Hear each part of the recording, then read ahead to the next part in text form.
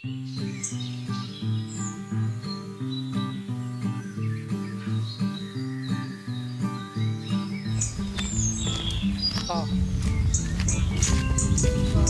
Ça va? Très bien, toi? Ça va. On va faire donc cette Allez. visite. Allons-y. On est surpris de voir qu'en faisant quelques centaines de mètres depuis le centre historique de la ville, on se retrouve tout d'un coup dans un espace naturel, certes un espace géré, mais qui reste malgré tout relativement sauvage, et dans lequel on a une faune et une flore exceptionnelles. Des espaces qui sont des espaces naturels et dont la première vocation a été forcément une vocation agricole, avant de devenir un espace ouvert à la population bayonnaise et du bassin de vie. C'était notre volonté que de restituer ce pont blanc que nous avons inauguré il y a déjà quelques années, mais c'était bien évidemment le préalable à l'accessibilité de ce lieu. C'est un grand bonheur pour l'élu que je suis que de venir ici et de voir les enfants et toutes les personnes qui viennent se promener. Au fond, on n'a pas fait grand-chose que de respecter ce lieu pour ce qu'il est, pour sa mémoire, et de le restituer aux citoyens, à la population. Ce site a deux vocations. La principale vocation est évidemment la gestion des écosystèmes et la protection des espèces. Un site naturel sensible de 100 hectares environ. La deuxième vocation est l'accueil du public. Le site d'Anceau, à 2 pas du centre-ville, permet vraiment aux gens de prendre une bouffée d'air pur. C'est vraiment le poumon vert de la ville de Bayonne. Et qu'on vienne à vélo, à pied, en jogging, on se retrouve vraiment ici pour faire une pause. Et c'est vraiment agréable de pouvoir découvrir cette biodiversité, d'être vraiment au calme. La Roselière, c'est vraiment un site unique en fait entre Villefranche et Lurdens, une des dernières roselières qui abrite notamment le phragmite aquatique, une espèce en voie de disparition en Europe. D'où la nécessité justement de les préserver et de faire en sorte que le milieu soit le plus accueillant possible pour ces espèces-là.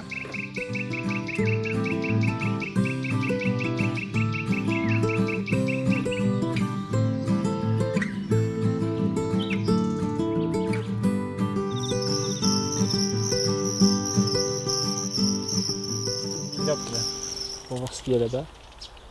Il y a un beau héron cendré et un garde-bœuf à côté.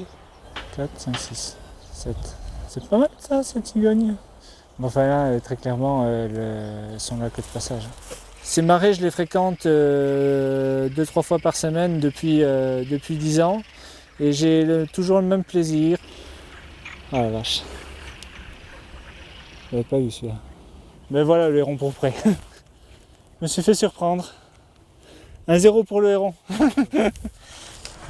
Depuis qu'il y a des aménagements, et notamment la nappe d'eau libre, ça a été un vrai plus pour l'accueil des oiseaux, notamment des hérons pourprés. Les hérons pourprés, on en voyait rarissimement. C'est d'abord offrir une zone supplémentaire de nidification pour tout un tas d'espèces. Ça offre dans une certaine mesure une halte migratoire à tous les grands migrateurs. On a des spatules, des barges qui font une petite halte ici. C'est vraiment des zones de repos, de nidification, qui sont fondamentales pour la préservation de ces espèces. En général, ici, c'est assez fréquenté, donc on a des traces de chevreuils, sangliers, renards, blaireaux. Maintenant que c'est protégé, plus chassé, où ils ont l'espace pour se nourrir et se reproduire, c'est assez spectaculaire. On a eu une augmentation sur les mammifères assez intéressante, notamment sur les chevreuils, les blaireaux, tout simplement parce que leur habitat est protégé. C'est une belle réussite.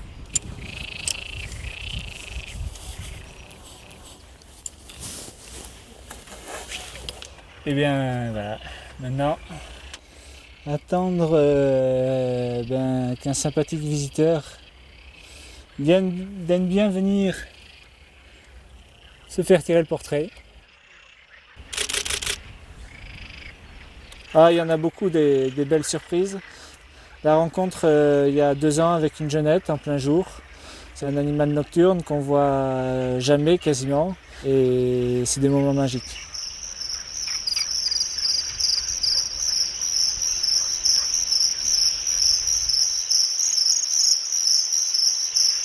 C'est un espace réservé normalement pour les animaux, donc la présence même minime, même occasionnelle, engendre une gêne. Maintenant, vu comment c'est fait en saut, c'est particulièrement bien fait, intelligemment fait. Le public est canalisé sur des sentiers, donc c'est un bel exemple de ce qu'on peut faire entre concilier la visite du public et la protection de la nature. C'est un espace protégé et pour cela, les utilisateurs ou les visiteurs du site doivent se soumettre à la réglementation. Pour veiller à la réglementation sur le site, justement, des éco-gardes patrouillent toute la journée à cheval. Oui, regarde, regarde. La traversée de la forêt n'est pas autorisée au vélo. Notre principale fonction, c'est la surveillance du site, mais au contact des gens, c'est aussi beaucoup la sensibilisation à l'environnement. C'est un peu comme on retrouve en fait dans les parcs nationaux ou régionaux. Donc on a les chiens qui doivent être tenus en laisse, l'interdiction de la cueillette, de la pêche, voilà, le respect des sentiers, le cheminement sur les sentiers. Certaines personnes qui viennent se balader ici, ils regrettent de ne pas voir plus d'animaux. Mais c'est vrai que là, on leur explique qu'on est aussi sur une réserve de chasse et une faune sauvage, que c'est pas un zoo, quoi. Que ce sont des animaux purement sauvages, et que donc ils ne vont pas pouvoir les rencontrer comme ça. Les visiteurs de la plaine d'Anceau peuvent monter jusqu'à l'observatoire ornithologique, qui est une rampe en fait, qui permet aux personnes à mobilité réduite d'accéder jusqu'en haut pour observer la biodiversité du site.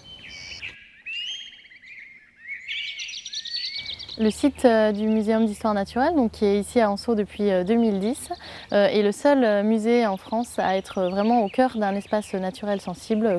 Et il a une réelle vocation justement à déployer des collections ou en tout cas au gré du temps proposer des expositions diverses et variées, que ce soit en français ou en basque. Ça y est, je viens de le retrouver. Donc voilà le petit piquet pêche. Super. Je ne sais pas ce que vous pensez un peu du bec, là. Il y a peut-être une petite fragilité, j'ai l'impression, ou sur la queue aussi, qui bouge. Ouais. Alors là, on est dans l'atelier des collections. On est en train de restaurer toutes les collections d'objets naturalisés qui vont être présentés dans l'exposition permanente du muséum. C'est vrai que c'est une collection qui n'a pas été présentée au public depuis 1949. Donc certains spécimens dépassent les 100 ans, 150 ans. On a même un héron garde-bœuf qui vient du Muséum de Paris qui a quasiment 200 ans puisqu'il est de 1824. Déjà, de par notre mission de muséum, nous sommes musée de France, nous avons le devoir de présenter nos collections au public. On a à la fois toute la faune et la flore qui vivent dans les Barthes de la Nive et la plaine d'Anceau, également la faune et la flore qui se trouvent sur les Pyrénées-Atlantiques. En fait, on s'aperçoit que maintenant, on est submergé de photos, de films animaliers, mais les gens ne connaissent pas du tout ce qu'est une fouine, une belette, une martre, une hermine. Et donc ça, c'est l'intérêt de ces musées-là, c'est de montrer de la faune locale et de montrer qu'on est entouré d'animaux qui sont aussi chez eux. Et ça, à partir du moment où on les connaît, on peut arriver à les aimer. Là, on est dans les réserves du Muséum d'histoire naturelle où on conserve toutes les collections. C'est un patrimoine qui appartient à tous, il faut le montrer. Donc on a envie de faire vivre toutes ces collections à travers les expositions temporaires qu'on va présenter au muséum. Le caractère unique du Muséum d'histoire naturelle de Bayonne est sa situation. C'est qu'on est sur la plaine d'Anceau, donc on a une grande complémentarité entre un site naturel et un muséum. Ce qu'on a pu vous présenter dans la vitrine, vous irez l'observer sur le terrain. Le Milan noir se trouve dans les airs et souvent à contre-jour, on ne le voit pas très bien. Là, vous pourrez voir facilement tous ces détails. C'est l'intérêt d'avoir un muséum et des collections d'histoire naturelle, c'est qu'on voit de près ce que dehors, généralement, on voit de loin. Le site d'Anceau a une réelle vocation à former les gens et en tout cas à diffuser de l'information. Et à travers la maison des Barthes ou les ateliers jardinage dispensés dans le jardin potager, les équipes font énormément de sensibilisation au développement durable et à la gestion d'un site naturel sensible comme celui-ci. La démarche des équipes et de la direction tend vers cette voie justement du développement durable et le transmet à travers toutes les activités qu'on peut trouver ici. C'est une réelle volonté politique de transmettre et de pérenniser tout ce travail-là et toute cette démarche durable qui a été entreprise maintenant il y a une dizaine d'années.